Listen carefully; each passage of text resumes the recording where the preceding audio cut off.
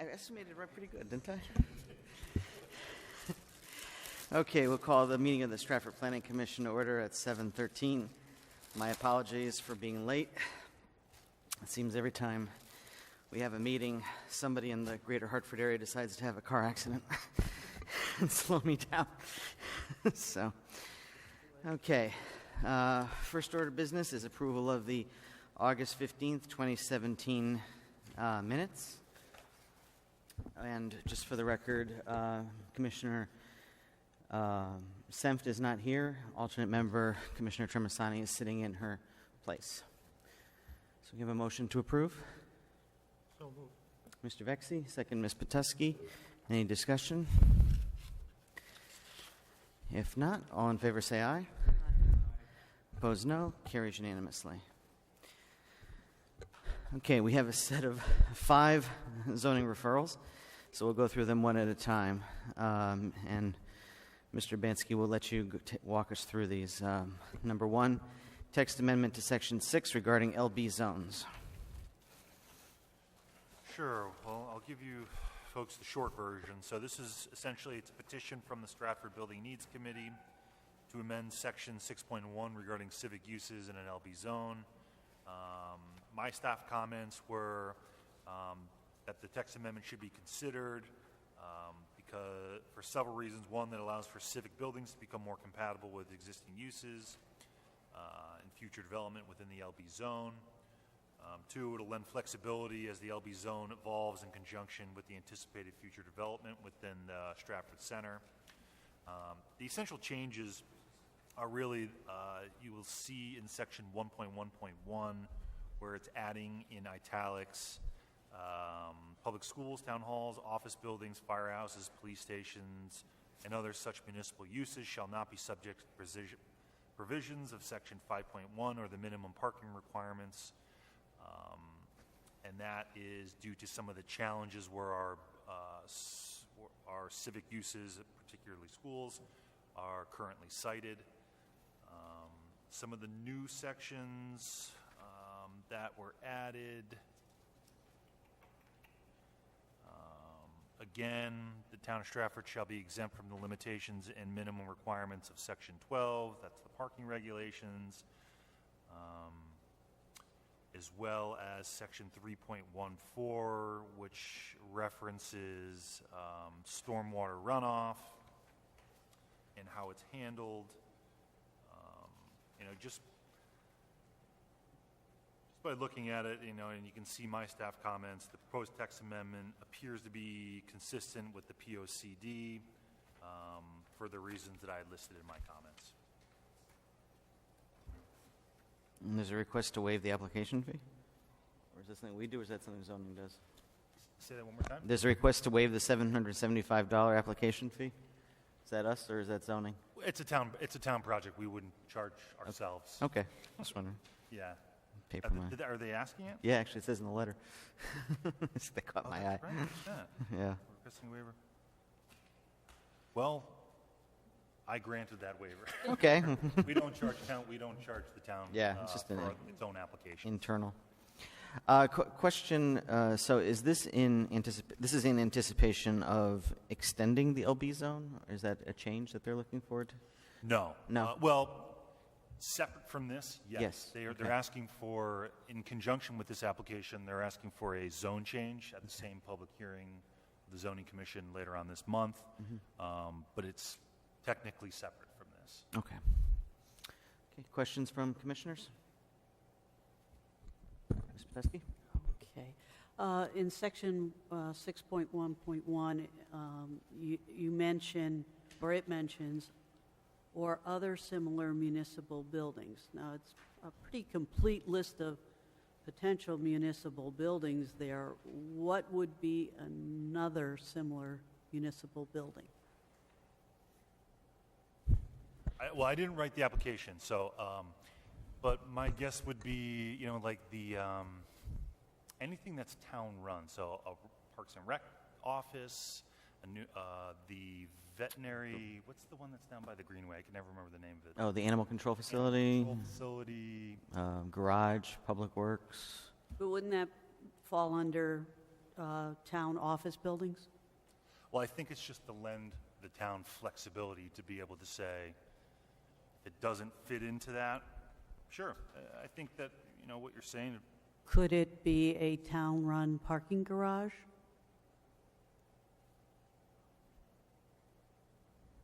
could it be a town-run parking A municipal parking garage? I guess it could, yeah. I would say I'd have a problem with that then. Well,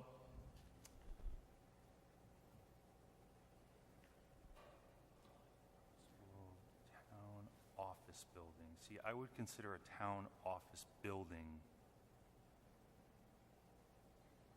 separate than, well, maybe not. I guess it depends how you see it. Depends how you see it. Can we make changes to this? Yep. Well, you could certainly recommend changes, absolutely. I would recommend that that section either be more specific or be removed, Which section? or other similar municipal building. And wherever that appears, I think it appears one other. I have a suggestion. Could it, maybe in place of that, to say, or a use deemed by the zoning commission to be similar in nature? I mean, that's what most of our zoning regulations do. Because there always seems to be a use that pops up that you don't think about, but you want to be included. And then you leave that to the discretion of your zoning commissioners to say, yes, this is a similar use, or nah, we don't think a town-owned bar should apply. I was going to say chicken Or something coop, like but that, something that, Yes, but what if the zoning commissioners like it? well, that's true. well, that's their purview over in that body. So instead of removing it altogether, that might be a potential just suggestion. You may want to remove it altogether. Just thought I'd throw that out there. Certainly, I'd look for input from others, how they feel about it, but personally, I'd just rather remove it. I understand wanting to have some flexibility. I think that's smart. But I think since they are being very specific in public school, town hall, town office building, firehouse, police, I can't think of another type of town building. And it occurs also in the 6.1.14, where it says, the first line, or similar municipal building of the town of Stratford.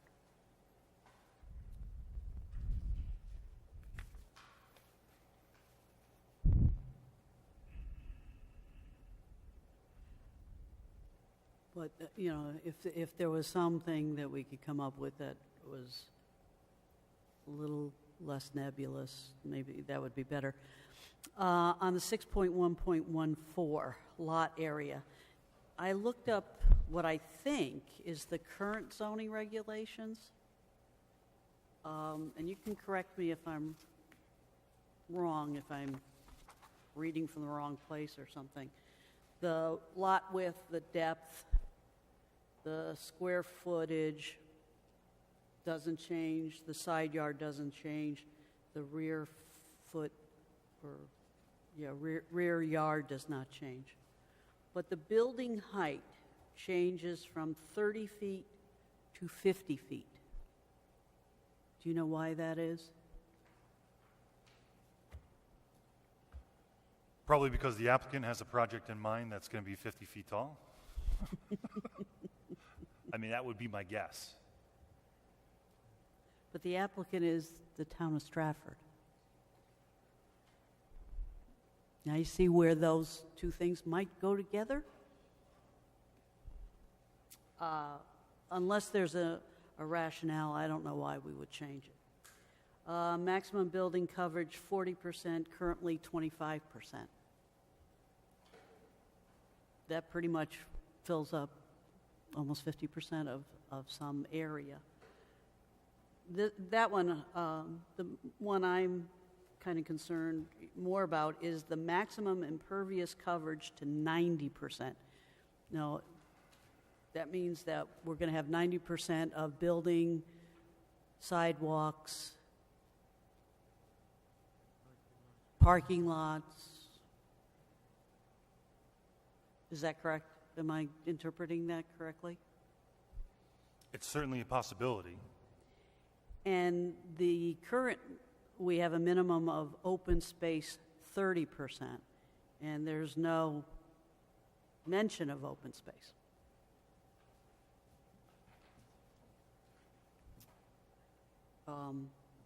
Which I would really question. You know, if you wanted to lower it from 30%, we can discuss it, but to have absolutely no open space minimums. Well, that wouldn't be the case. It would be 10%. It's whatever the leftover impervious area would be.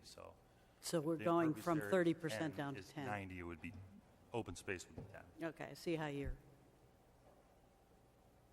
rationale is. It's just that it's mentioned in the other one, so the current.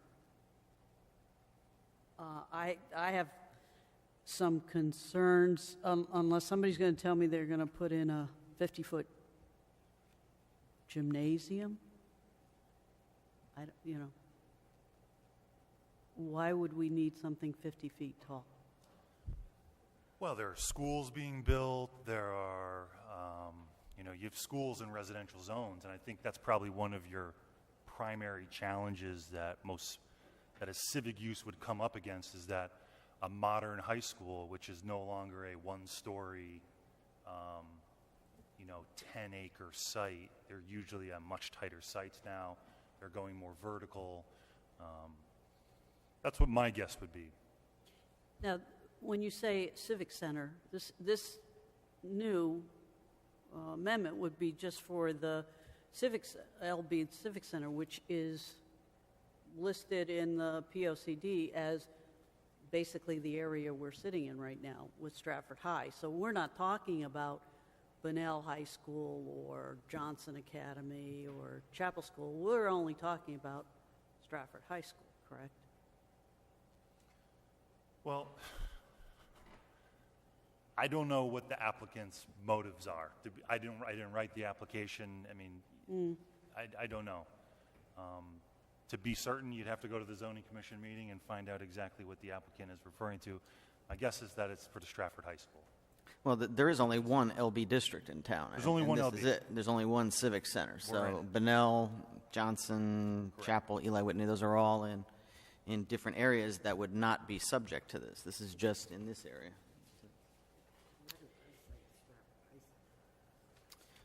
That's an excellent point.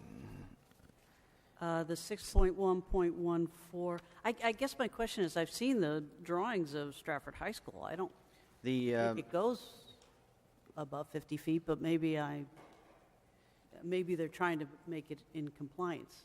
The introductory letter has been brought to my attention. It says, Dear Mr. Bansky, Stantec Consulting Services Incorporated is working with Antonazzi Associates, the architect for the Town of Stratford's Building Needs Committee, herein after as the town, in regards to the town's construction of a new Stratford High School, the high school, located on King Street North Parade in Stratford, Connecticut, the property. So they pretty much lay out that this is connected to that. Okay, but this would not have any effect on, say, down by the railroad. I can't say. I mean, I just can't say that. I don't know. Is that part of the LB Civic Center? It's certainly in the LB. Okay. But more importantly, any property roughly within the LB is in the TOD as well. So it's not a change to the LB that would really be impacting what I think you're talking about, which is like Stratford Center, or maybe. Yeah, They would be able to do that no matter what happened to the LB zone. okay. Because the TOD regulation overlay, that's still there regardless of what happens. They could either choose from the overlay or the base zoning.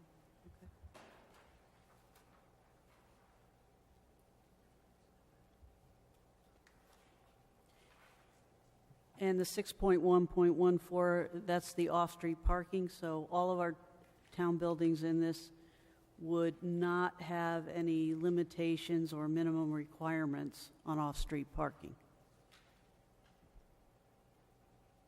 Which one are you looking at? 6.1.14C. And basically, 6.1.14D is basically exempting the town of Stratford from any of the regulations for water body, water course, wetland, or coastal resource protection. Yep. How does that go with the coastal resiliency plan?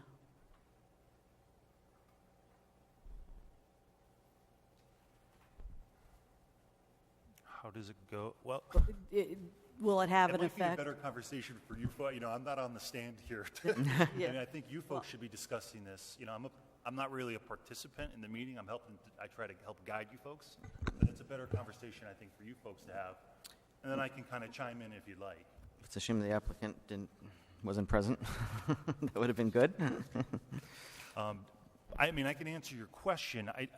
How does an exemption of the water bodies of Section 3.14 impact the coastal resiliency plan?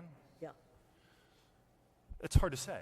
I mean, a policy doesn't necessarily dictate implementation. I think what it does is lend flexibility to the implementers. So is it going to, would an exemption of Section 3.14 damage the coastal resiliency? I don't know.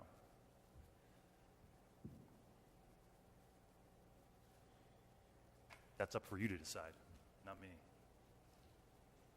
So 314, I just want to get here.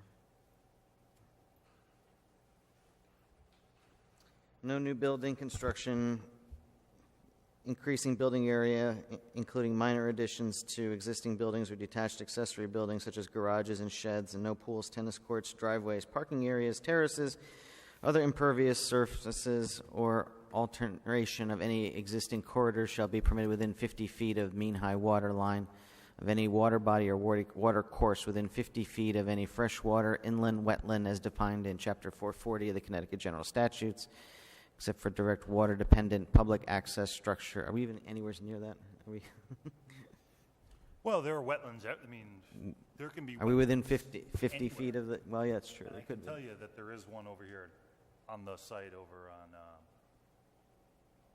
245 King. Okay.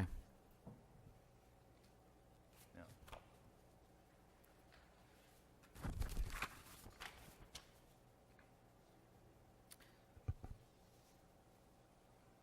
Do you have more questions or any comments? Ms. Patesky or other commissioners?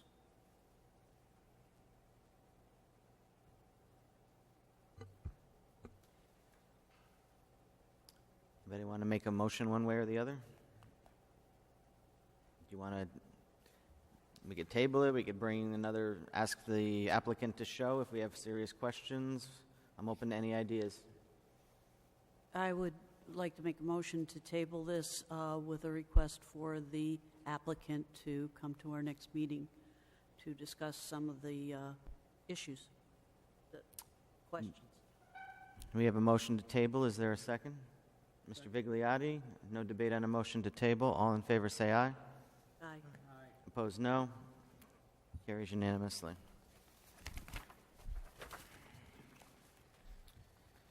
Okay.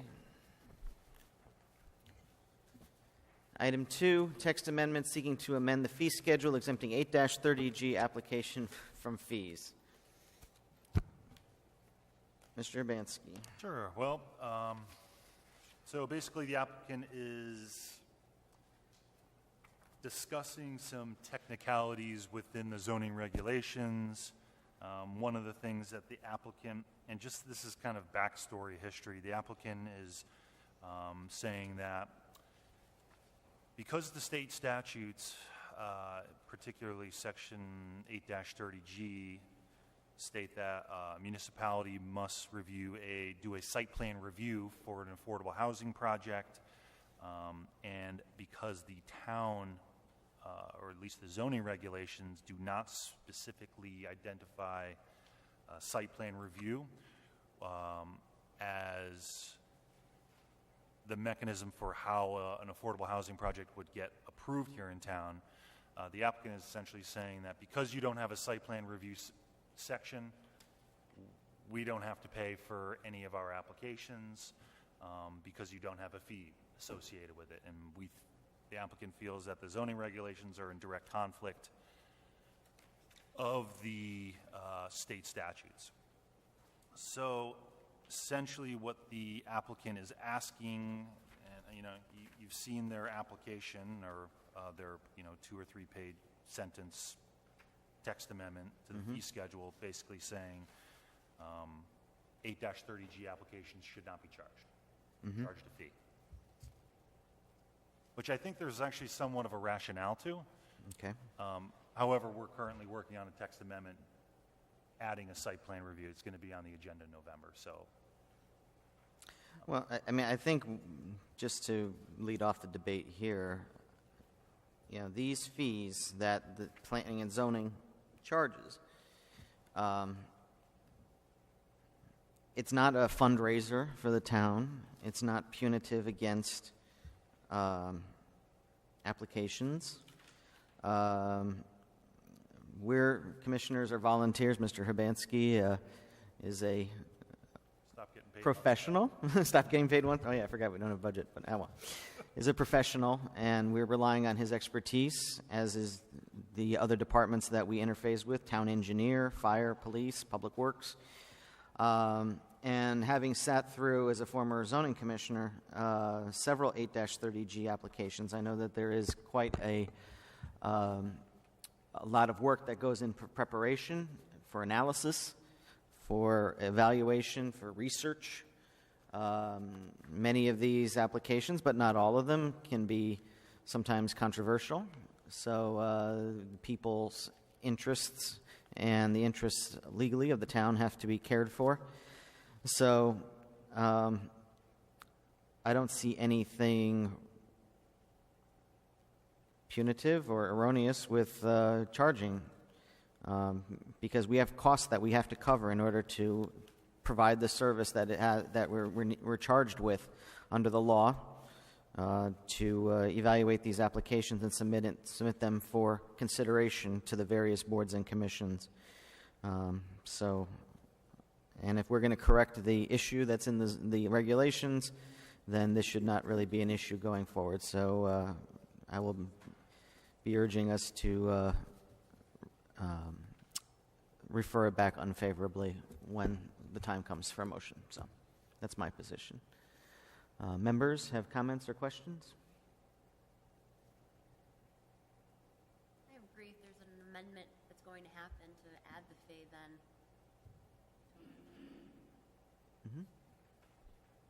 Make a motion to send it with an unfavorable recommendation. A motion by Mr. Vigliotti to refer it back to the Zoning Commission with an unfavorable recommendation. Is there a second? Mr. Vexi, any discussion? If not, all in favor say aye. Aye. Opposed, no. Carries unanimously. Item 3, Section 10.2.2 regarding maximum allowable height in MA zones. Mr. Urbanski, this is dealing with Sydney Street and East Main Street. Correct. So we've got an special case application currently before the Zoning Commission for a self-storage facility down over on Sydney Street. In conjunction with that application, they've submitted a text amendment. The current regulation says that the maximum height in an MA zone where this is cited is 3 stories dash 60 feet. What they're proposing to do is remove the language 3 stories and leave the 60 feet. We've gone over why it says 3 stories, or not us, but internally and with the applicant. We discussed why it says 3 stories, 60 feet. Most likely it has to do with, most of the industrial uses in the MA zones, just the way they were configured had larger floor heights, larger ceiling heights to accommodate machinery, whatever it happened to be.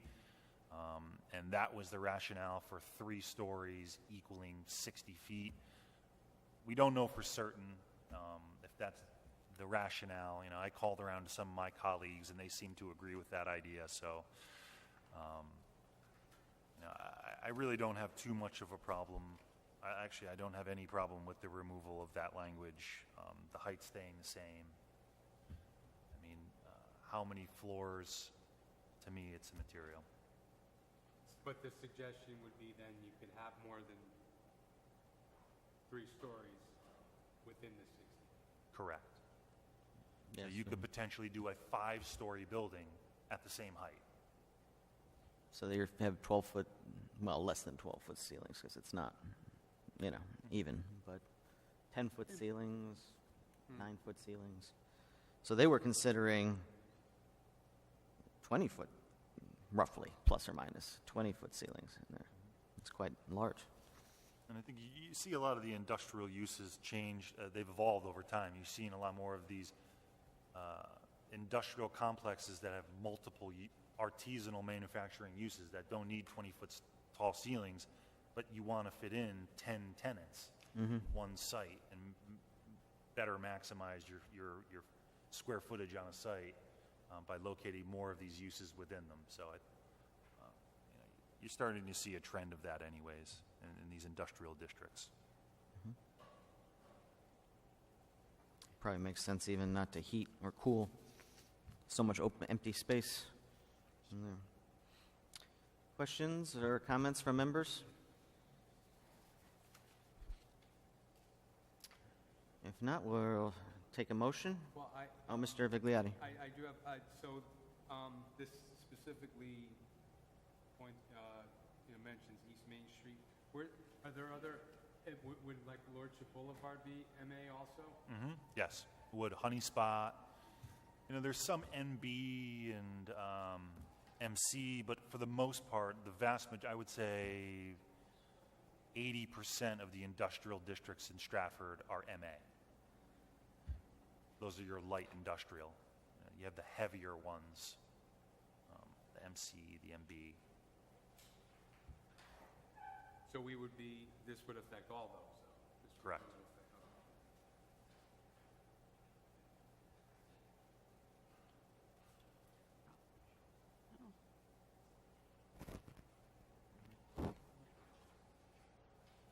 See an issue. Gotcha.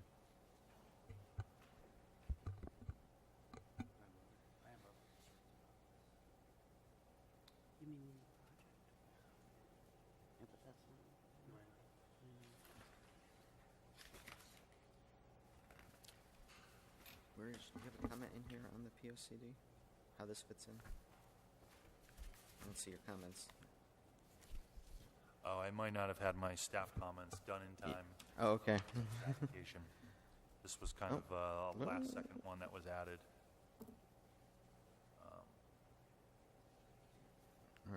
It was, my staff comments were that it's consistent with the Plan of Conservation and Development for the reasons that you see. Let's see if I've got them there. Are they going to keep open access for the Greenway? And is all that going to be included in terms of if they put the structure up? The bike path is supposed to go through behind, comes through from the. I'd have to take a look at the site plan again.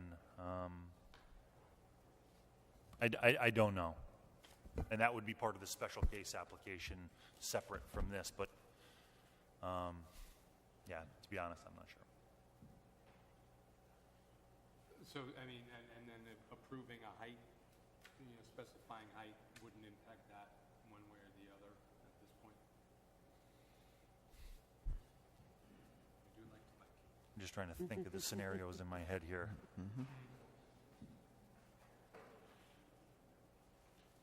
No, because you're allowed to do 60. You're allowed to do 60 feet. It's the number of stories. I'm not sure how the number of stories would impact the greenway running through there, you know, it's not restricting floor area, it's not restricting footprint, so I don't think so. And just a reminder, I would hope members, not.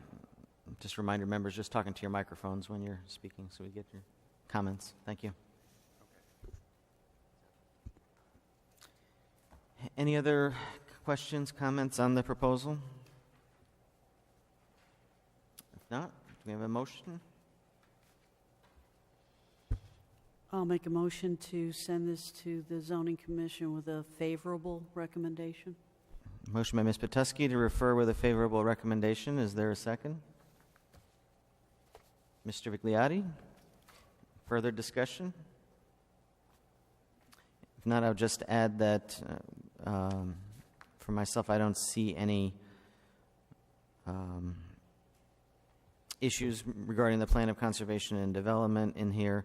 We're staying very consistent. It's the height is staying the same, 60 feet. It's just the internal configuration of the building that this is with regards to.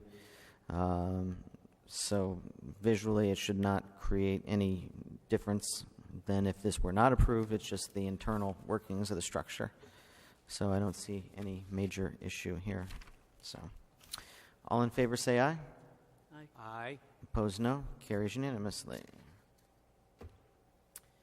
Item 4, text amendment. What a coincidence. Text amendment to Section 20 to add site plan review procedure.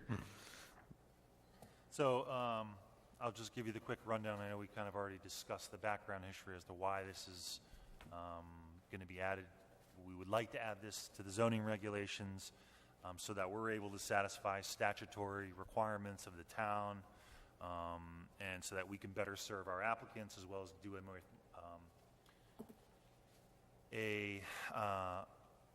continue to do a thorough review of these applications that come in so that they parallel with what the state requires us. So just as if how you would do any criteria, you know, we would establish a purpose, discuss what a site plan is, talk about the many different requirements. The only real change, and I'll spare running through all the different requirements, they're essentially what would be required on an A2 survey. We already require almost all of this stuff already through the special case procedure. It's really to cover 8-30G applications, which historically were treated as special cases. The statutes really don't allow for us to do that, and an applicant is saying, hey, that's not the way it's supposed to be done, so we're kind of adjusting to that. The site plan review would be required on special cases, site plans, subdivisions, zone changes. No additional fee will be charged on any of them for a site plan review except an 8-30G application because we currently don't charge for it. The existing base fees for a special case will stay the same, and a site plan review will be zero under that. The only time you would get charged would be for, as I said, an 8-30G. And we set up the fee schedule so that it mirrors the special case. It's not punitive in any way. It's consistent with what we would charge any type of development. So we're not necessarily encouraging or discouraging any particular use. I note in Section 1 that purpose, the site plan review promotes the health, safety, and general welfare of the town. That's important to know, especially in 8-30Gs. Applications, because that's one of the criteria that is evaluated under legal review of those types of situations, is there detrimental effects to health and safety of the town or its residents. So I think that's a good thing to get right at the very beginning of there.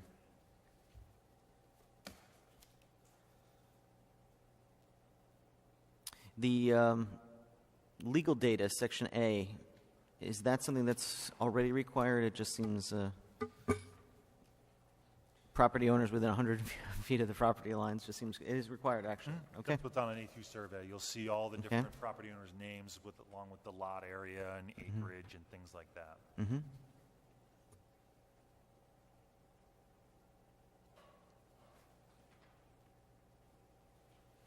Do they require the site plans to be professionally done, or is that, I've seen different kinds. I see a professional survey, a Class A2 survey of the Class property. A2, you have to be licensed in the state of Connecticut For the survey, but not for the site plan. for this survey, correct? Okay.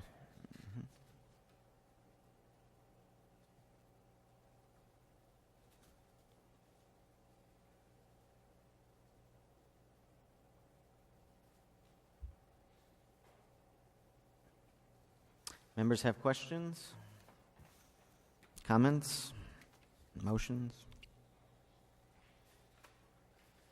I'm sorry, did you say that this site plan review will only be for 830G developments, or you already do site plan review for others? No, well, we essentially already do site plan review. We just don't we don't call it a site plan review in the zoning regulations. Kind of like how we call special permits, we call them special cases in here. Okay. So we've just referred to our site plan reviews as special cases.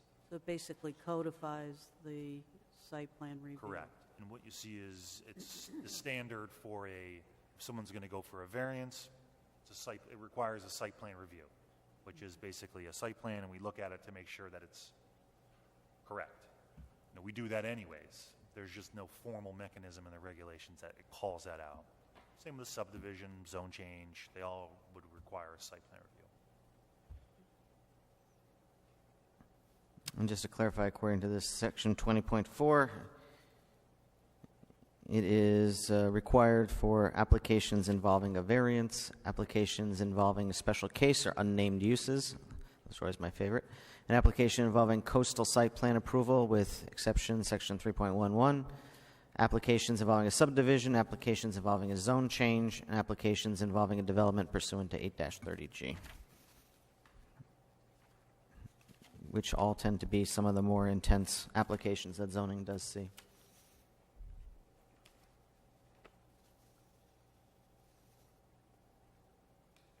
Okay. Anybody want to make a motion to refer?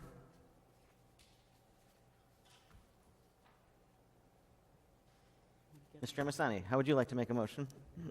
I'll make the motion. Okay. for it. We're going to all take turns here tonight. Yeah. Make a motion to refer to the zoning commission Yes, with a favorable recommendation? favorable, yes. Favorable, okay. Is there a second to the motion? Mr. Vexi. Any further discussion? If not, all in favor say aye. Aye. Aye. Opposed, no. Carries unanimously. Item 5. Zone change, 45 North Parade and 245 King Street, change from an RS to an LB district. Whatever could this be for? Well, this one shows the site plan of the high school, so I think we got that one down. Wow. Yeah, I mean, my staff comments basically go over its consistency with the plan of conservation and development. It would not be considered spot zoning. We already have LB zone here. It touches all the school property. It's just that for some reason it was never included as a part of the civic uses. Most likely because most schools do end up being in residential zones. So, I didn't find any inconsistencies with the zone change, changing the school property to an LB zone. In fact, I think it actually streamlines it and makes it more compatible and more conforming.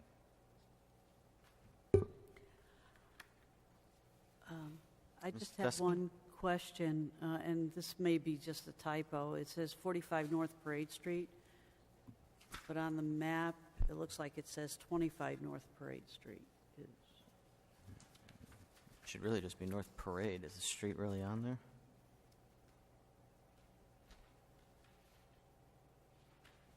Maybe I'm reading it.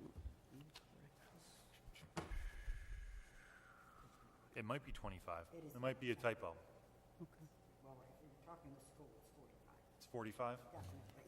And that's where I got I just took it off my previous staff comments for when they came through to get the school renovations approved. They came in as 45. So that was the address that I went with. Okay. Okay. What's the other one that we're talking about? I think on the site plan, Site Commissioner plan. Matusky is referring to here, it says 25 North Oh, Parade. okay. Although, is That might, Referring to this structure right Not there? sure. This area. This is 25? that might be this building. You is- see the arrow onto it? That could be that small building, One next door. right next door. If we're looking at the same, we're talking about the same thing, I'm not sure. That's what I'm thinking. Down You see, there, the one that's pointing to the. There's the kind of line. little house? Yeah, that's That's the neighbor to the 25. south. We're not talking about that. Nope, no. we're talking about the parcel to the north of that. That's So- King Street. Well, this is King Street here. The high school, the original high school building is 45 North Parade. That has a North Parade address, not a King Street address. It's the across the street where the fields are currently, where there's the expansionist plan. That is going to be, what do I call it here? 245 King Street is the official address. Okay, so we're not talking about this front area over here. Talking about the Stratford High. school right over here. We're talking about the school itself. Not the Okay. house. Not the house. The school. That was taken down, okay. So this covers the entire proposed new footprint of the school, the part between King and North and the part between North and California, correct? Correct. So it pushes that all the way out to the west. Correct. Okay.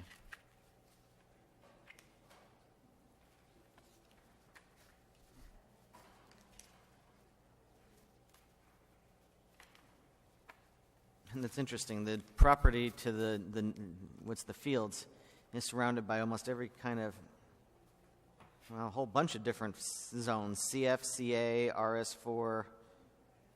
All right, well, 3 of them.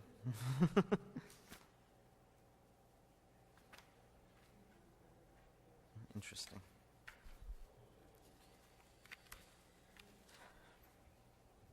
So I take note of your comment that the proposed application looks to change the subject parcel from partially LB and partially RS4 to an entirely LB, which would take a currently legal non-conforming lot and make it conforming. And one of the goals is to reduce or eliminate nonconformities when possible. So I find that an interesting comment that lends to the approval subject.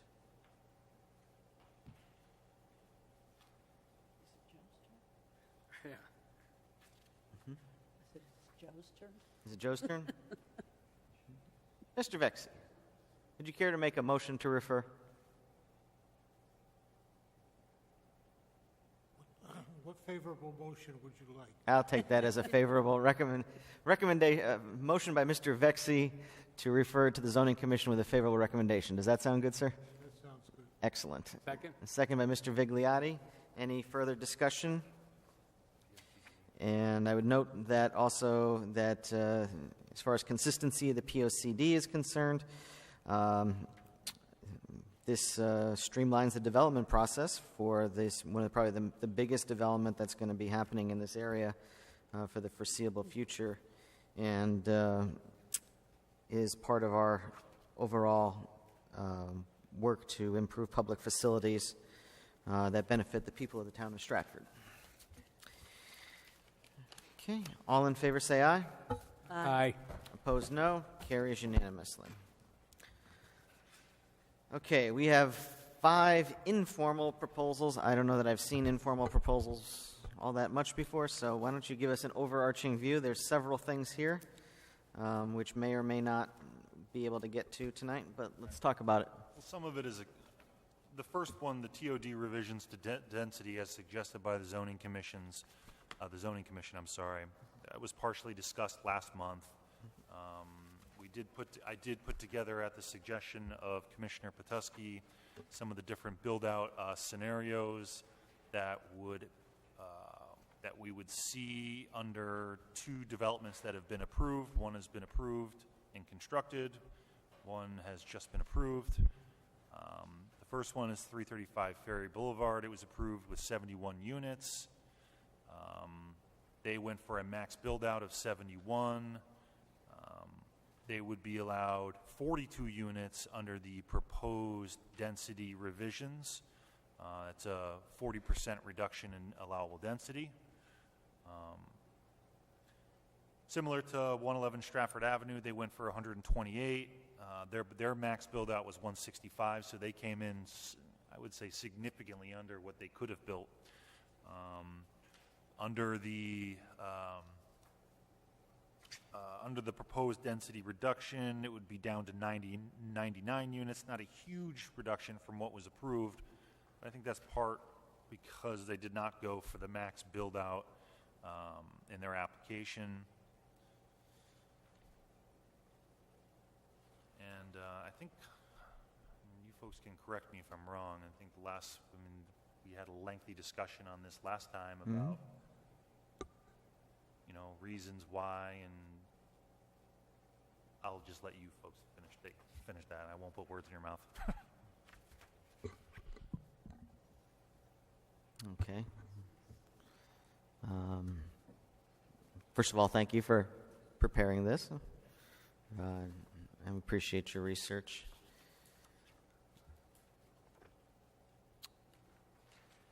So, I guess the question that I want to bring up on several of these is, since they're informal, I'm not sure what the zoning commission is asking us to do.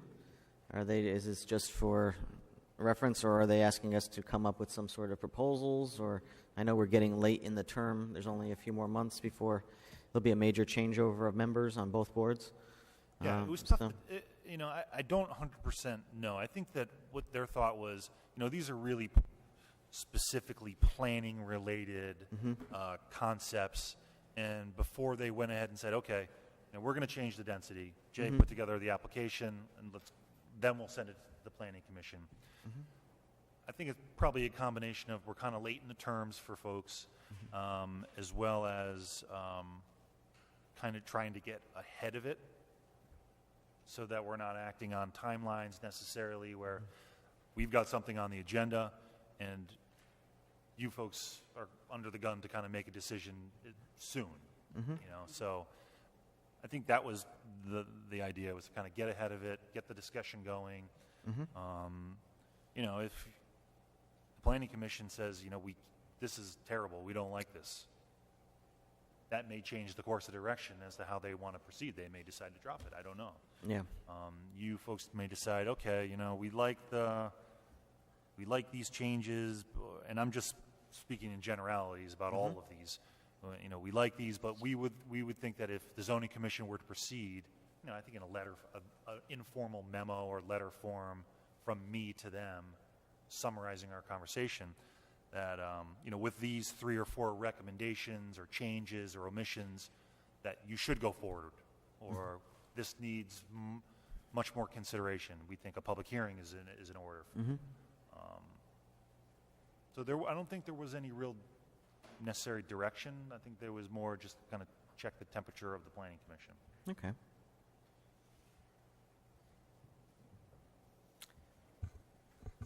Does anybody want to discuss any particular one of these? Do we want to talk about the TOD? Some of them look a little bit easier probably to discuss, like, okay, 3 or 4. We can go either way. We're here. Anybody have any feeling one way or the other? I would just Teskey. like to thank Jay also for putting this example together for us. In looking at the 1111 Stratford Avenue, the fact that they chose not to go with the max build, I actually commend them for, because I think even with 128 units, it's pretty dense over there. Yes. At that site. So in looking at that, there may be some merit to go down to either the proposed 30 for 40,000 square feet, or maybe even looking at 40 at 40,000 square feet, because even I appreciate the fact that they did not go to 165 units. I think that would be way too much for that area. Now, 335 Ferry Boulevard did go to the max, but we haven't seen it actually built yet. So, I think it's something that we should continue to consider, but maybe let it for the next planning commission to go forward with at this point. As pointed out, we only have a couple more months. Mr. Bigliotti. Yeah, hi. My question would be, for 335 Ferry Boulevard, was there any negotiation? I mean, were people asking for a reduction in the number of units, and then the developer decided to go for the max in spite of that? I mean, is there flexibility? I mean, you know, historically, are developers willing to listen to what the public, you know, what public sentiment is for a project like this? I mean, if it's, you know, as opposed to reducing it 90%, if they want to reduce it 20% or 30%, are they open to that kind of thing? So two questions there. I actually started the month after this was approved. So what negotiation happened, I don't know. Just as someone who came from the construction world myself, you know,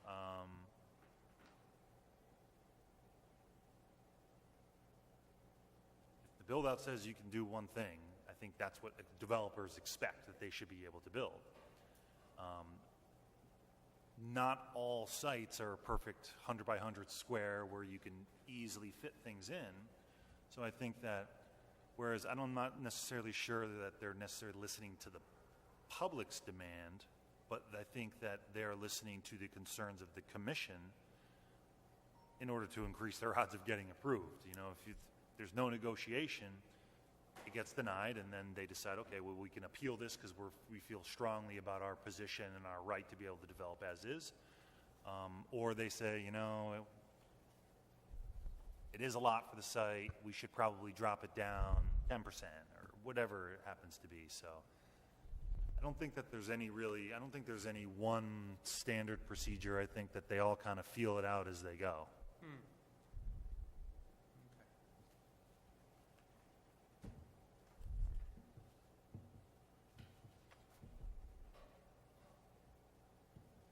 Is it possible for me to make a comment on this? Sure. Mr. Watson, as alternate, is Visiting tonight. visiting, but all alternates are allowed to join the debate. Please. Because I've been thinking a lot about this. My assumption from what I've heard is that zoning was partly interested in finding a way to incentivize ground floor retail. And I don't think what I see here does anything to address that.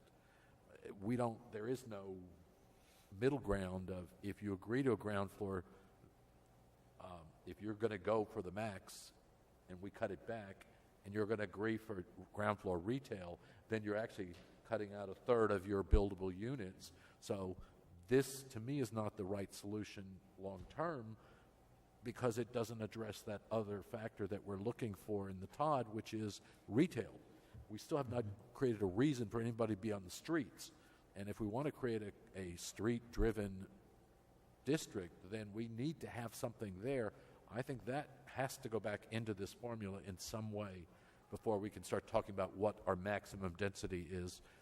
And whatever the density is has to include retail in the mix of the whole thing. It just seems to me that we are going to present someone with another problem, because they're going to come back with whatever percentage we come back. There is nothing there that's going to say we'll put retail on the ground floor.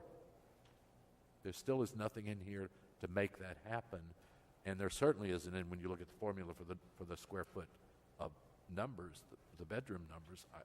I assume, because I would assume that the total square foot is still the same, even if we say 70 apartments or 40 apartments, it's still the same.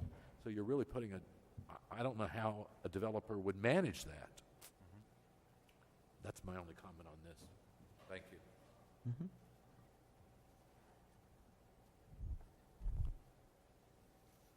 Any other members have comments? I tend to think that TOD, being the very complex issue that it is probably going to be something that, as we said, probably the next Planning Commission will want to really take a deep dive into, in conjunction with a lot of the other stakeholders in town to see if we do this, because obviously, and I've given some of the history I've been involved with, from the beginnings of it and with 1111. Is it working right now? Is it, as Commissioner Watson mentioned, is it encouraging the retail component as it appears to be one of our public policy goals are? I don't know. I think it needs an evaluation that would take longer than this commission will sit, because we have about 10 weeks or so left in our terms. So I think we will probably be best to leave that for them and make sure that the subject gets the thorough and just review that it deserves as we go forward. Just my opinion. Anybody else want to add on that, or we'll move on to the next topic? Complete Streets Policy Review Recommendation to the Town Council.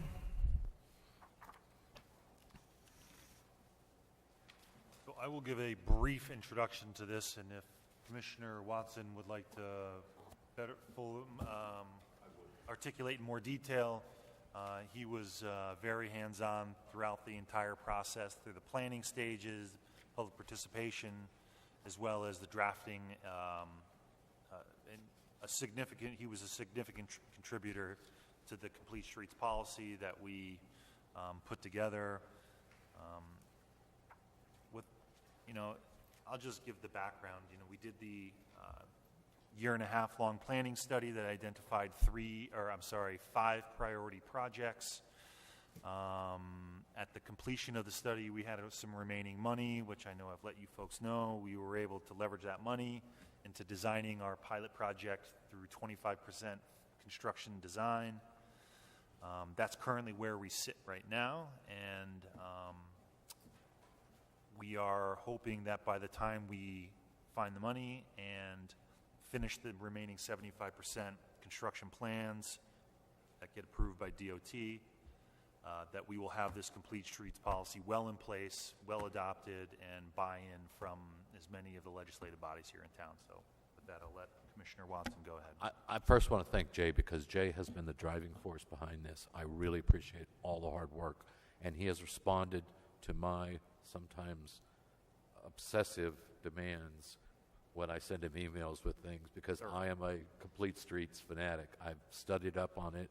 I know what other towns are doing all across the nation, and I will say that this policy is 300 times better than what I thought we would get. So I heartily endorse what I see here. It is not the perfect world. It doesn't do everything that the best Complete Streets policy does, but Stratford doesn't have the resources right now to afford it.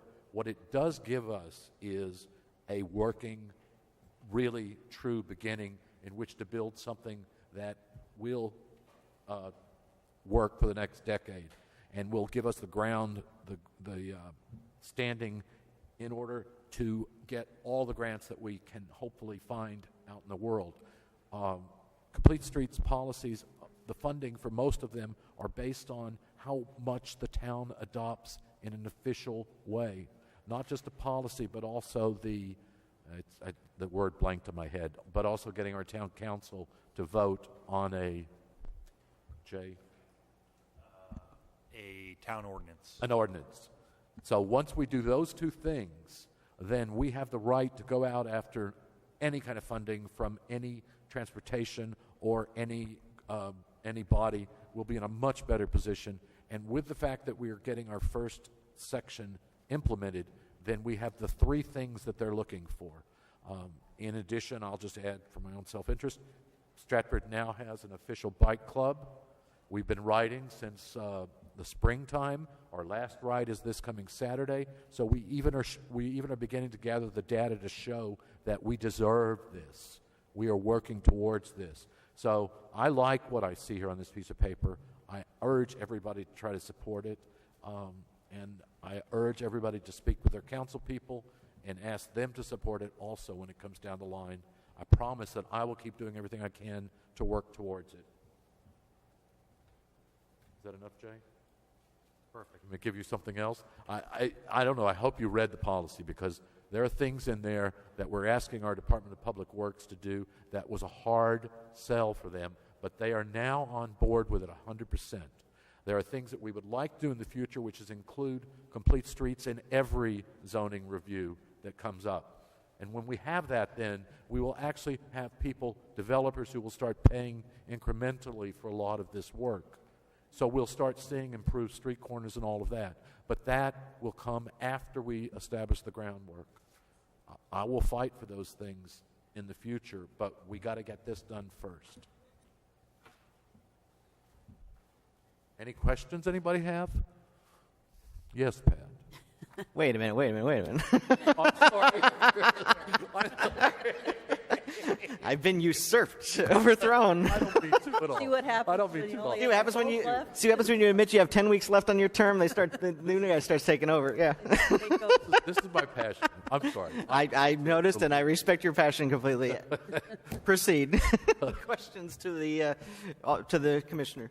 Okay. One, and this is kind of a pet peeve that I have, is the section that is in the middle of Stratford Center. And I know the plan is to have cars back into parking places on Main Street. We don't know the plan until we know what the Connecticut DOT decides. Okay. That is really their road, and they're going to make the decision ultimately as to what we can do. It's not going to be our choice. They're going to say what they're going to be willing to pay for. So I know that there are all kinds of things. Backing is just like the traffic circle, the rotary. It's coming back into fashion, as are backing in spots. It's the new trend in DOTs across the nation. So that's going to be a battle that we have to do with the DOT.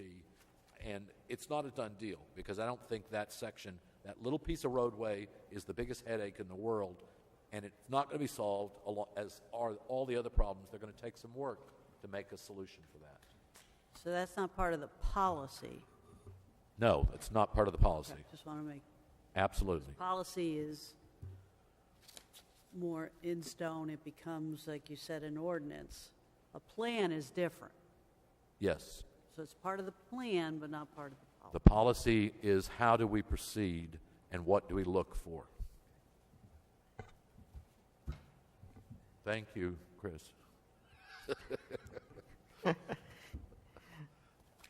Question, Mr. Actually, just a question. Item 6, encourage off-street parking, consider eliminating on-street parking where appropriate, and on-street parking treatments. I'm encouraged to see the word encourage, because there are areas where it just is not feasible, parking restrictions being as they are, and some places being very tight. We do need to have on-street parking in several areas, so I'm glad that it wasn't a straight, flat-out prohibition on that. So I commend that designation. That one was a week-long conversation between myself and the town engineer about that one. I'm not surprised. It is, because that's a huge issue right here. The other thing that I think is encouraging is item 4, traffic calming actions, textured material like crosswalks. Under which section? Item 4 on page 2, under the policy. There's a number of areas where speed continues to be an issue. We've already seen that there have been, pedestrian accidents in different parts of town, especially on Main Street. And just that change in substance that you're driving over seems to have an effect. I know Wilcoxon School over in my district has that. I have to admit I'm not a huge fan of the one by But I understand the reason for it over at Second Hill Lane. It's quite a bump if you don't see it, but it's obviously effective. There's, I think it's Edward Street in New Haven. New Haven's done some work with these types of streets, and they call them speed. They have two different terms. They're not speed bumps, but they're speed humps, and there's another one, speed tables, I think they're called. Yeah. And both of those manage to slow you down. Otherwise, you're going to damage your car.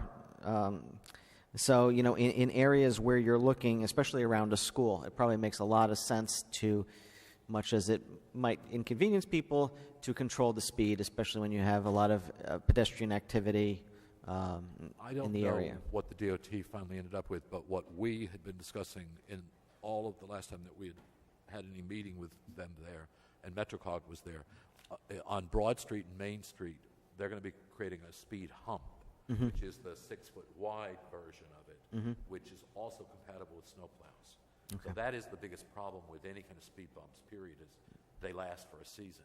Yeah. So I think that a lot of attention has been paid.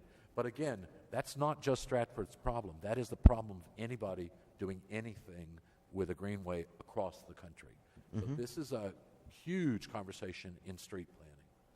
And there are lots of different solutions that can be used. Yeah. And also, like in general, the discussion of, I think with buses, if you have the bump outs or the bump ins that take them out of the lane of traffic, I find that to be a very helpful thing because when you have traffic, all of a sudden the bus comes to like this morning on my way to work, the bus comes to a complete stop. Everybody behind them has to stop and then change lanes, and it just creates just a very dangerous situation, at least in my mind. So I'm glad to see that encouraged in here. And I know it's that probably the most complex place in the town, aside from the intersection over here, is probably West Broad Street with the Rotary in there, which, yes, it is coming back into vogue all over the country. I've seen it in several places. So it looks like this will help address some of the access issues around that. So just a procedural question to either Mr. Watson, Mr. Urbanski there. This says recommendation to the town council. Is this something that they're asking us to refer to them, or is this something that has to be turned into a regulation, or is this just a policy that we're asking them to adopt? I mean, they're on a similar time frame as us, but they still have at least one more substantive meeting. They can either act or they can push it off to the next town council. Yeah, this would be a recommendation of the town council to approve the complete streets policy as drafted. Okay. I'd like to make the motion to do that. Motion by Ms. Petusky to refer the policy to the town council. Favorable recommendation, Commissioner? Favorable? Favorably, yes. Okay. definitely. Don't want to put words in anybody's mouth. Yeah. Second. Second by Mr. Vigliotti. Any further discussion? I think it's a very well-written, complete streets. Yes, and I commend everybody that's Policy. worked, Nice. including Mr. Watson. I commend everyone that's worked hard on this. It's been something we've paid a lot of attention to over the last 2 years. So it's nice to have some substantive action to refer. So although this is an informal recommendation, I will still draft a letter and I'll send it to you for review. Okay, excellent. We will do that. All in favor say aye. Aye. Opposed, no. Carries unanimously. Another informal review, Public Act 17-155, temporary health care structures. This one's a little bit more complicated.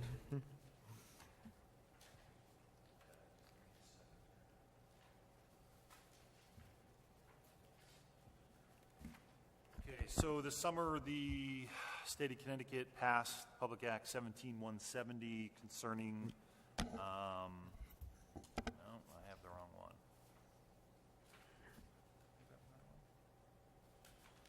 Yeah, let's see here. Got notes on one of these here.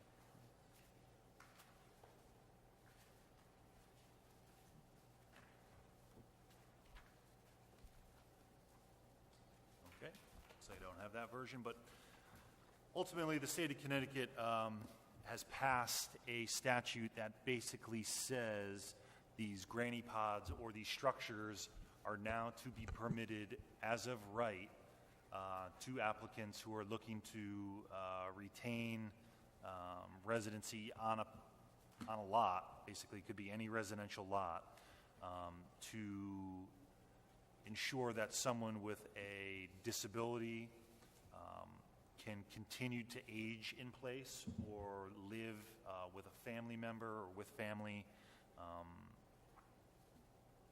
in a residential neighborhood, and they don't have to go necessarily to a facility or assisted living facility or whatever it happens to be. There are a lot of different regulations that are tied to this. The municipality has to make a decision within 15 days whether or not they want to approve the proposed temporary health care structure. There's all sorts of requirements that are in here. There's a $50,000 bond. I've kind of gone back and forth on this, and I've actually even kind of evolved a little bit since I've drafted my staff comments on this and talked to some more of my colleagues. And, I think initially I was seeing a majority of municipalities were actually opting out. The statute allows municipalities to opt out and say, we've got a provision in the zoning regulations that already allows for this type of thing. We're going to opt out and we're going to continue to go with our regulation. Now, Stratford has the accessory apartment regulation that allows for family members to continue to live inside the home, which I think ultimately really does fulfill what this statute is trying to accomplish. And so my initial take was, well, the town should just opt out. We've already got a pretty decent option for people to do this. And in my opinion, it's far less expensive.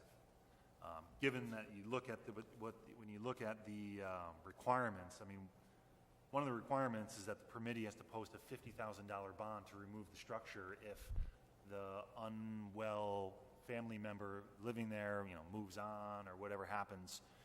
It's got to be removed. If somebody has that financial capability to be able to post that bond, they're able to run sewer lines, a septic line, that all needs to be removed at the end of the day. I'm not sure I'm the person who's I just don't know how we can deny someone, or not how, but I guess if I was in the position of a voting commissioner, I'm not sure I would feel comfortable saying yes or no to that type of scenario. And that's kind of where my thought process has changed. Although we do have the provision for the accessory apartment, I think that this would allow, there might be a scenario where a family doesn't want a family member who's ill living in the house. They'd rather have them on the property in their own structure in the backyard somewhere. Granted, I think that there might be some problems that might arise from these. Not everybody always follows the law, and they have a family member, let's say, who passes away, and there's not another check for another 2 years, an inspection, and it gets rented out to whoever. But I'm not sure that the right thing to do is to limit those who are trying to use it correctly for the very small minority who might take advantage of it. So it's kind of long-winded, but I think There's a lot in here, though. there is. So I think that either way, I think we already provide an option for people to age in place with our accessory apartment, and this would supplement that, and it would allow people to expand upon that. So I don't think there's any real wrong decision on either approving it or giving a recommendation to the zoning commission, or actually this is a recommendation to the town council, or to give a favorable or unfavorable recommendation to the town council to opt out.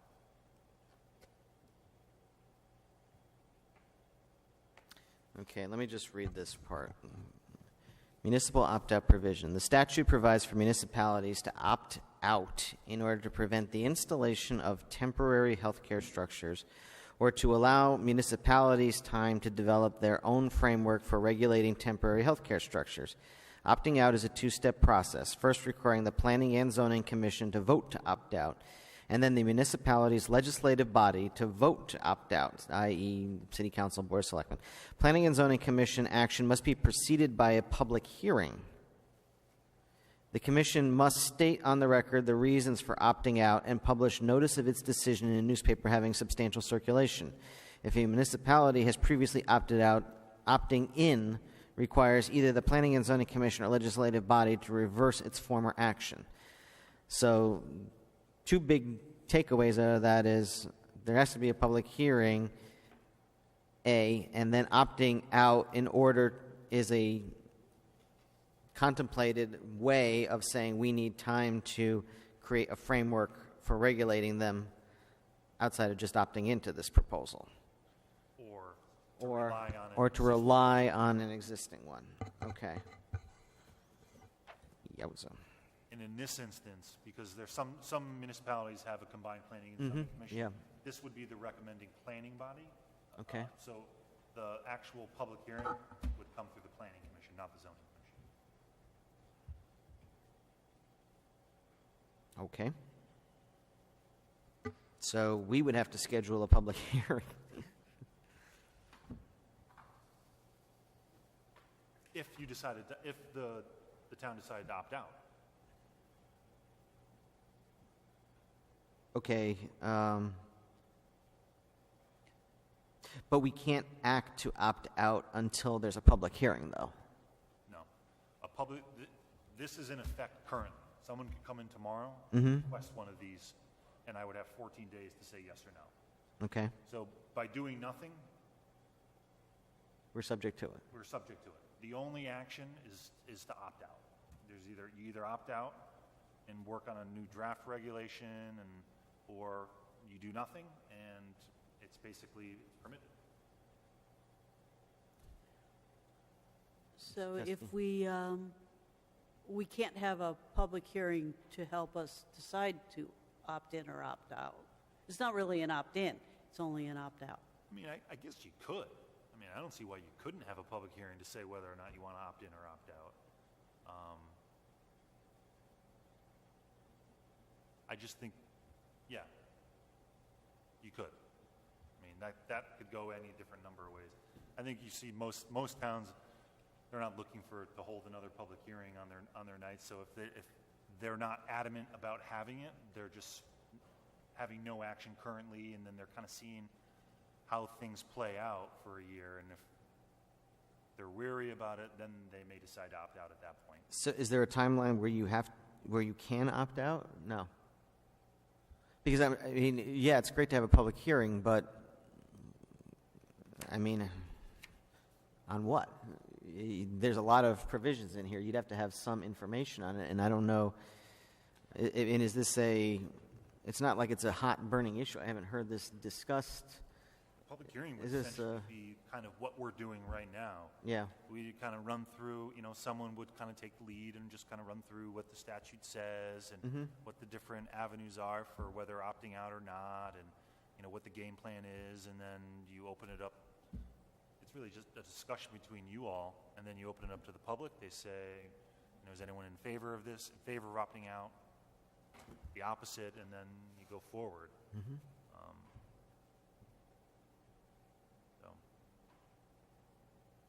I personally, I'm not sure I would hold a public hearing if we weren't going to opt out, but, that's not to say that you could. Members have thoughts, comments? You said we already have an accessory apartment Yes. going on, and that's more affordable. Well, it's not geared towards, there's no necessary affordable component to it, but it's certainly, I've had family members in assisted living facilities, and it's very, very, very expensive, up to $10,000 a month for a lot of these places. So, And it's been a policy objective of even the state going back 10, 15 years to try to encourage people to age in place, and for not only just the financial reasons, but just for the well-being of the person. I know it was my late grandmother actually was able to stay, and never actually went to a nursing home, was able to stay in my parents' house, and there's a whole different range of different options. There was an in-law, so it's something that is encouraged, especially in a town that has a one of the higher elderly populations.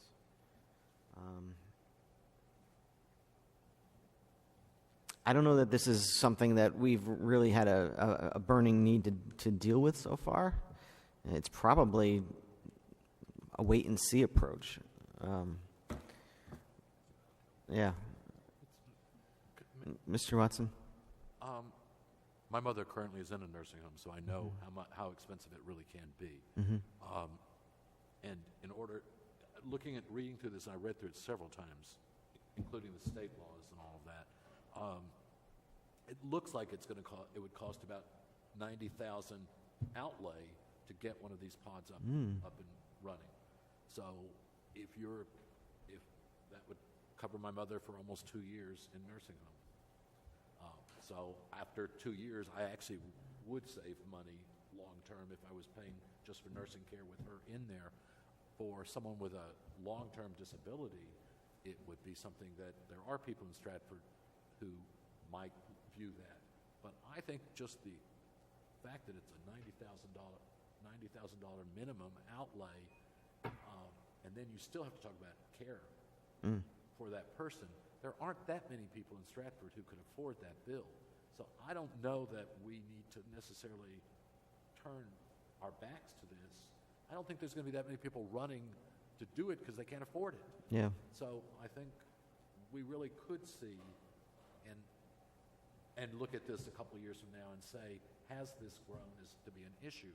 But when you go into like Oregon and places like that, they're spending a huge amount of capital developing these kind of concepts.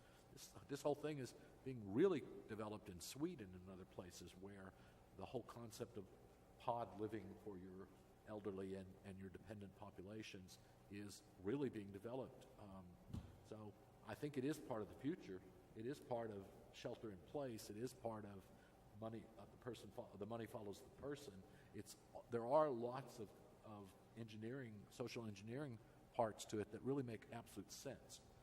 I think that in a way we don't have to worry about it right now because it's so expensive that I would assume that 2 years, 3 years from now, some smart person is going to develop a pre-manufactured pod that is going to be exactly like the stairs that allow you to go up and down in your house that they put in, which used to be outrageously expensive, and now you lease it by the year, and it's relatively affordable. So I would say it's already the law. You don't have to do anything. You can just live with it as it is and wait until you hear some kind of complaint, and it'll be from some neighbor who doesn't want their other neighbor having a pod, which currently we have zoning that covers that. And again, just to dovetail on it again, I think the knee-jerk reaction when this first came out, everyone was, oh, let's opt out. We opt out, there's going to be a problem. There's going to be illegal apartments everywhere. And then as people, I think, have started to really think about it, that's the position that most planners are starting to take is, it's a lot of money. There's very few people who can afford to do this, and if they can, let's let them see if they can do it, and if it doesn't work, then at that point we can opt out if it really becomes a problem. So I guess either we could just let it be or move it to public hearing, but I think just let it be. Hearing no motion to take any action, we'll let it be. Design District Concept, Main Street to Paradise Green and Barnum Avenue.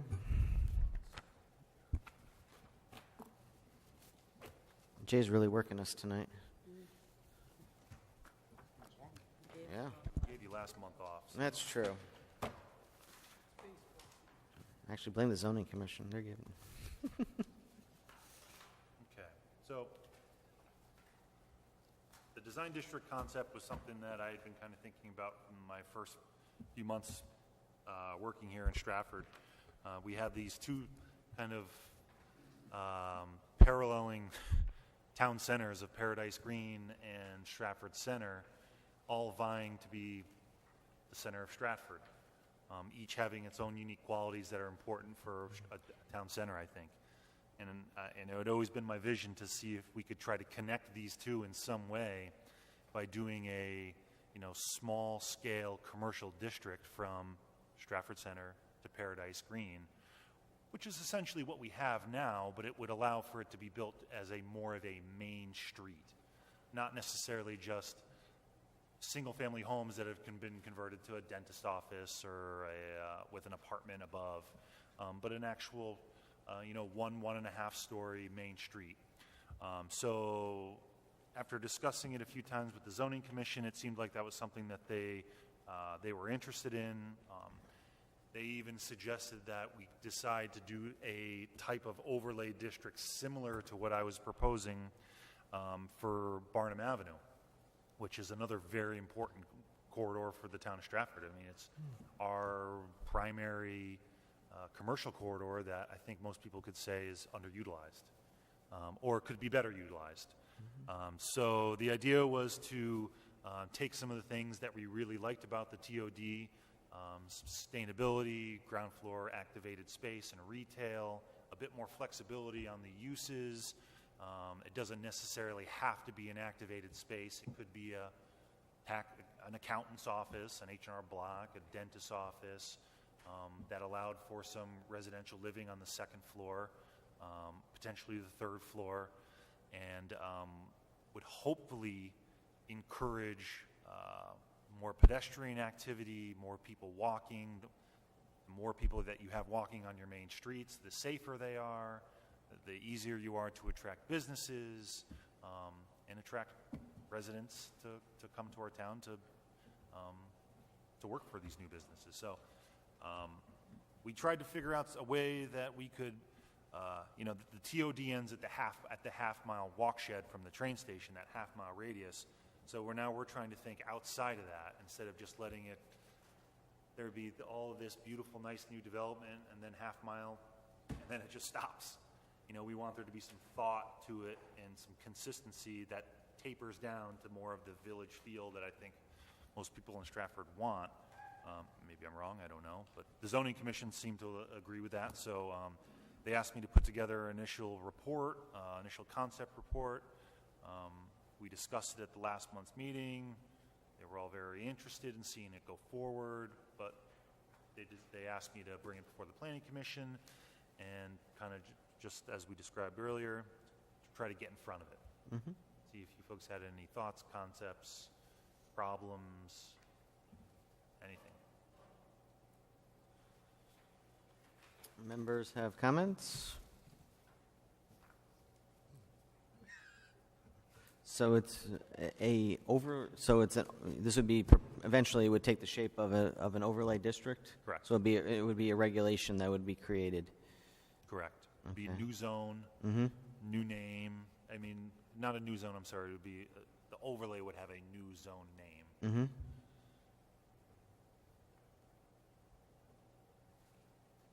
And then a developer or a current property owner could either take advantage of the existing zoning, which is, let's just say for Barnum Avenue, for the most part, it's CA, commercial. They could just do nothing, and it would just stay the same as it is now, and nothing would change. No nonconformities would be introduced. Or they could say, all right, well, we want to knock down we want to buy 2 or 3 properties, knock down the single-family houses that are there that aren't being used. They're being used as businesses anyways, and actually make a main street style building. At least give them the flexibility to do that if they had the financial means and they thought it was appropriate. So how deep back would it go from the street? Just the abutting lot? Well, that's a part of the planning. Oh, okay. This is going to take a year, Yeah. maybe longer.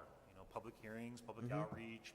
It's very similar to what we did with the complete streets. You have design sessions and charrettes where you invite people, and they say, whatever they say, they love it, they hate it.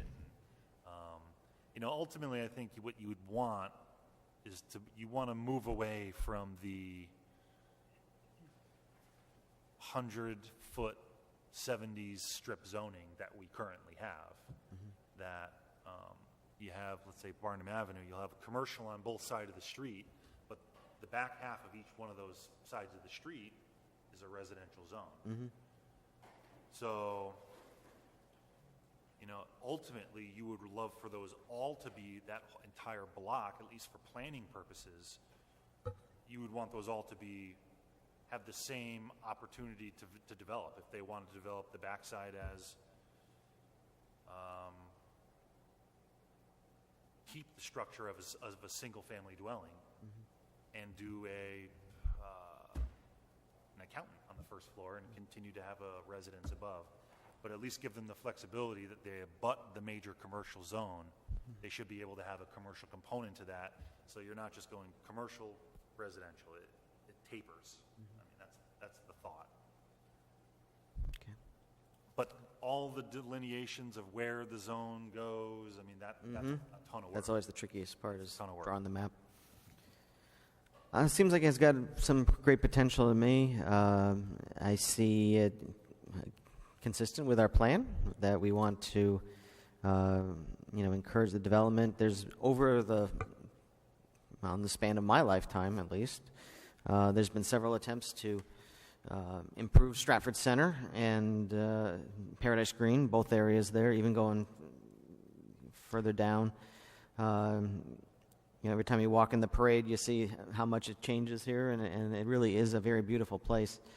So anything we can do to improve that. I think the Barnum Avenue corridor is an area that could definitely use some improvement. Back when I was on the council 1,000 years ago, we were actually working on the Barnum Avenue streetscape, and it took forever. But finally, we have like the lighting that goes consistently throughout that area there. So anything that we can do, I think, to improve the look of our town is definitely a worthwhile endeavor. So I would encourage, as you said, it's a year-long process. You have it all spelled out. Although we actually should be done with it. Finalize regulations July, August 2017. Okay, we're a little bit behind. It's 2017. I didn't even know. Yeah, I was going to say, wow, did all these things happen? We're, An ambitious work program. yeah. I mean, where you park that time machine, I want to borrow it for something. So I would definitely encourage you to move forward with it. If you want the blessing of this body, I'm sure we'd be happy to give it to you. Anybody else have any comments?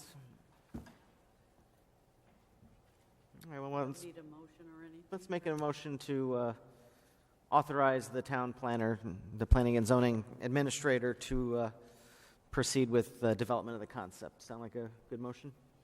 So moved. Made by Ms. Peteski. Is there a second? Second? Mr. Vigliotti?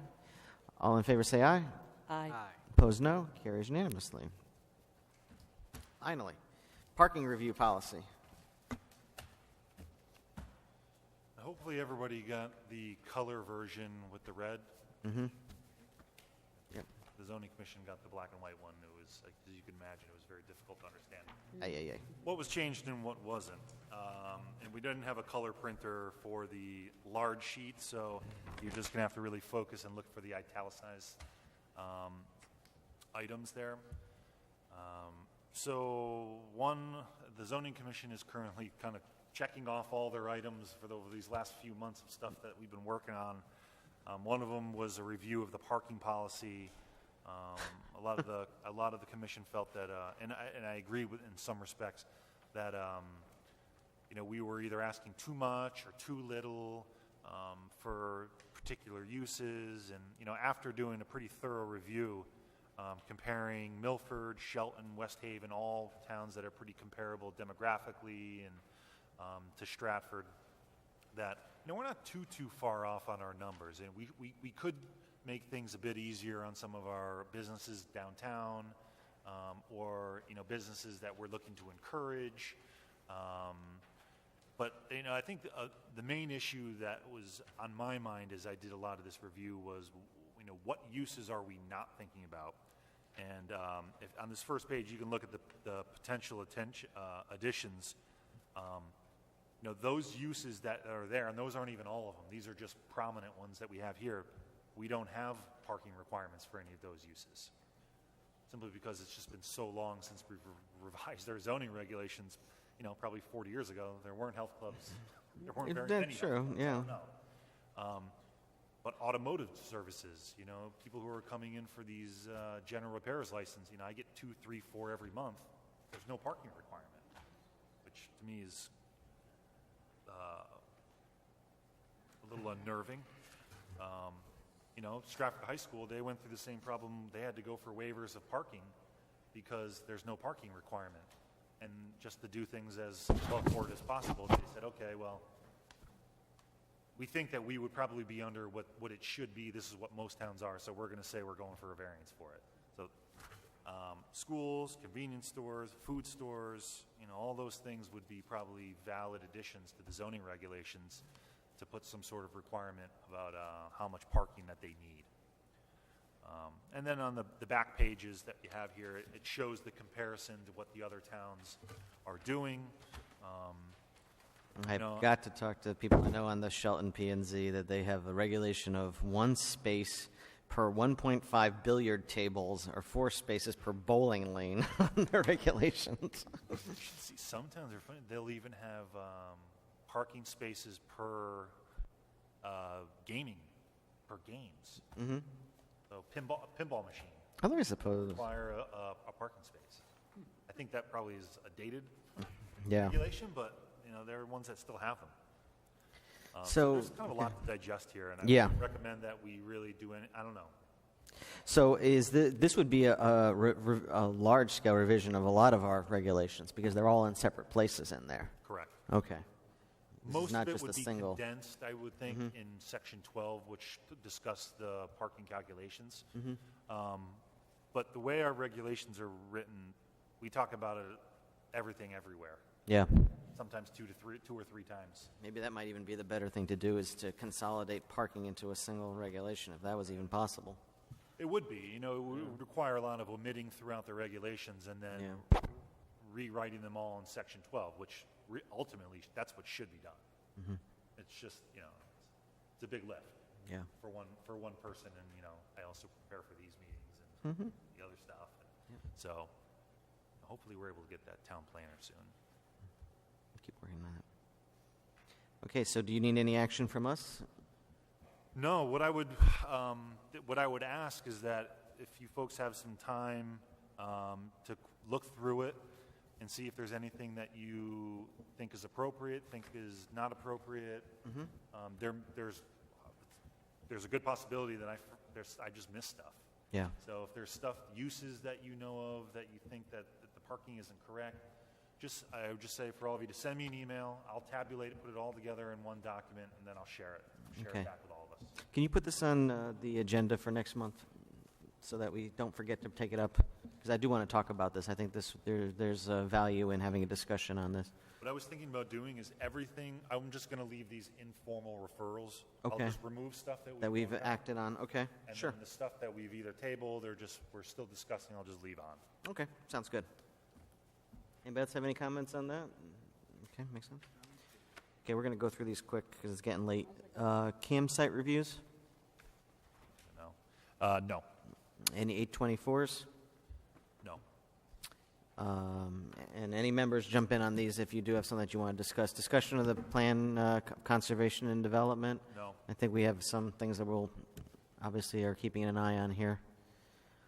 Okay, the rezoning commission is not going to act on 5.3. So any sediment or erosion? No. Implementation, Greenway. Mr. Vexi, do you have any comments on the Greenway? Or, sir? I'm no longer tied into the Greenway Okay. due to physical inabilities. Well, I want to take this moment to thank you. I know you have been dedicated to that practically as long as I've known you. Commissioner, I thank you for all the work you've done on the Greenway and serving our board. So thank you so much.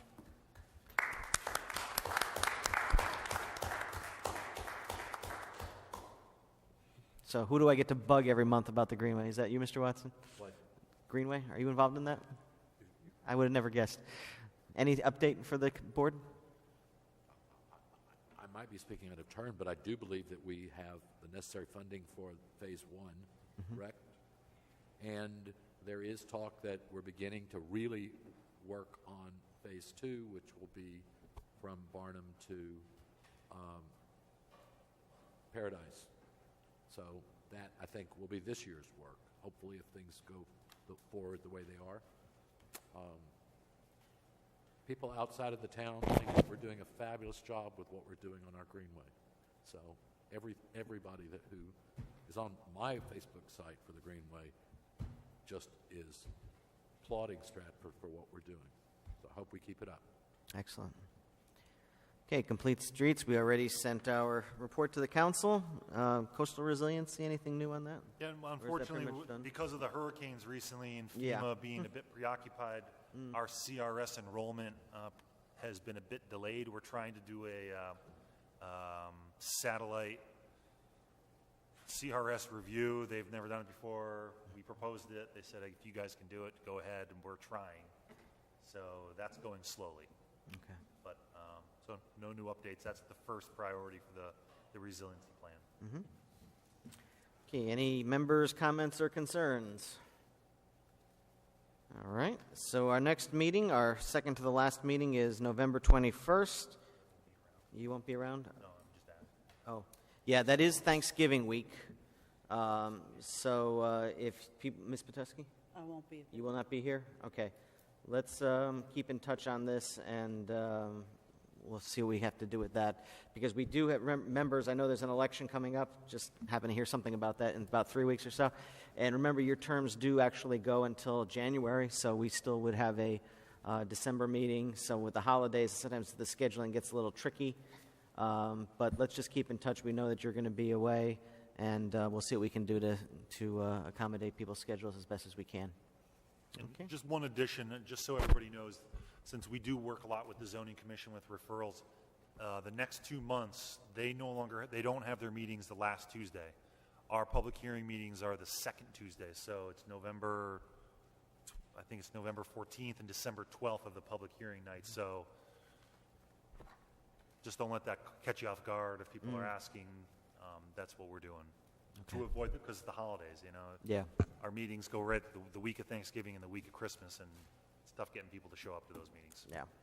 So hopefully we'll have at least one more chance to get together. And as you know what our tradition is, at our last meeting, we all have a little get together afterwards. So, and there'll be for Joe and myself and Charlie, that'll be our last meeting. So I have a motion to adjourn. Mr. Vigliotti, second Mr. Vexi. All in favor say aye. Aye. Opposed, no. Carries unanimously. We're out of here at 8:55. Thank you, everybody, and thank you for bearing with me due to my lateness tonight.